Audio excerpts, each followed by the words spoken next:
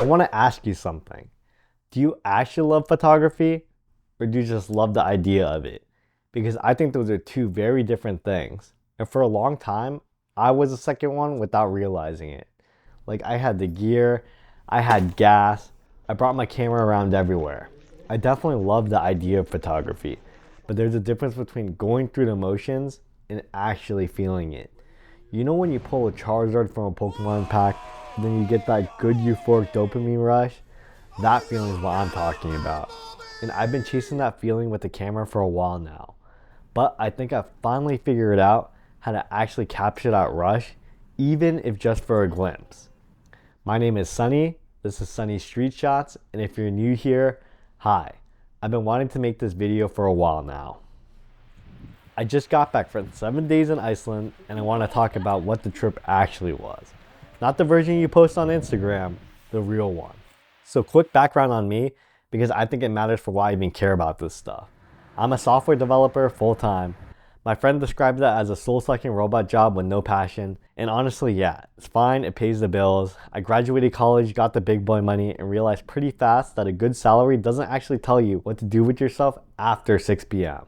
And photography had been in the background for me for a while, but it stayed casual. It stayed that like innocent hobby that I didn't fully commit to, but then I started actually investing in it with real glass, a Leica, and my time.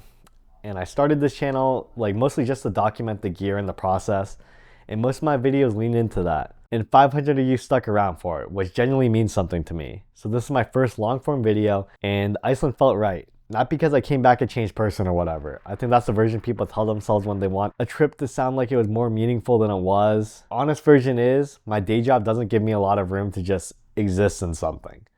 Iceland did.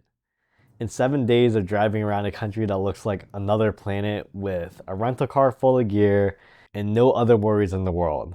Like, that's what this video is actually about.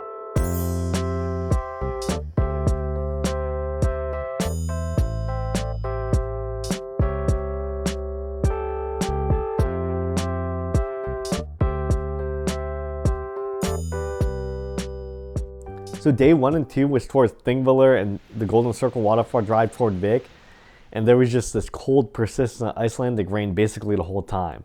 I went behind Seljalandsfoss, the famous waterfall. You've seen it, everyone's seen it, everyone goes back there, so I figured why not? Maybe the angle is interesting for photos. But the shots were bad, like water got on the lens immediately. I was wiping it every 30 seconds, the photos are soft and hazy in a not very artistic way. But standing behind the waterfall with water coming from every direction is a disorienting physical experience. So I don't regret it. What I did come away from those first 2 days understanding is that Iceland doesn't really negotiate with you. But if you're willing to work with whatever it gives you, it pays you back. So by day 3, the clouds cleared and they stayed clear for the next 5 straight days.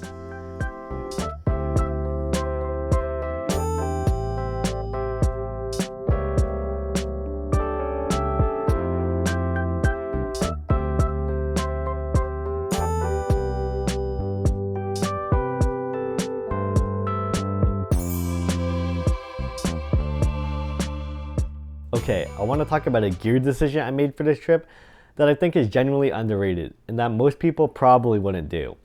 I brought my bulky Pro Flash to Iceland. Now, the conventional wisdom for travel photography is to keep it light. Like, it makes sense, you're walking, you're moving between locations, you don't want to be that person lugging around a 50-pound backpack through a lava field. But Iceland doesn't have much in the way of public transit, so rent-a-car was basically required. Like, I was driving to every location anyway, so the math changed. Weight wasn't really as big of a factor, and I started to think about what I could actually do with a flash in a place that already has interesting natural light. And look, I know I'm not the only one who overpacks gear for a trip. Every photographer does it. You throw in that extra lens you haven't touched in 6 months just in case. And those filters you forgot you owned? Why not? You never use half of it, but just knowing it's there is enough. It's like packing an extra pair of underwear in case you poop yourself. It never happens, but you're not leaving without it. Now here's the thing about natural light. It's beautiful. Iceland has incredible natural light, even in April. But natural light is the same light everyone else is shooting in. Like, legitimately, everyone and their grandpa is out there with their iPhone snapping away at the same spots. So even if you go to Diamond Beach with massive ice chunks on the black sand and the light is perfect, you're gonna end up with the same shot as 50 other photographers who were there that day. And adding a flash in daylight changes things completely. Like, you can underexpose the ambient light, hit your subject or foreground with flash, and suddenly you have this editorial magazine quality to your image that you just can't get any other way. It looks intentional because it is. The trade-off is real though. You're carrying more, you're setting up longer. Sometimes the moment is gone by the time you're ready. Like, I missed shots because I was fiddling with the ND filter and the flash style to try and get the balance right. There's just more variables to control, so it's not a clean recommendation. It's more of a question you have to ask yourself before any trip. Like, what are you willing to give up? Extra weight and setup time, or a certain kind of image that you can't make otherwise? I know what my answer is, and you can see it in the shots.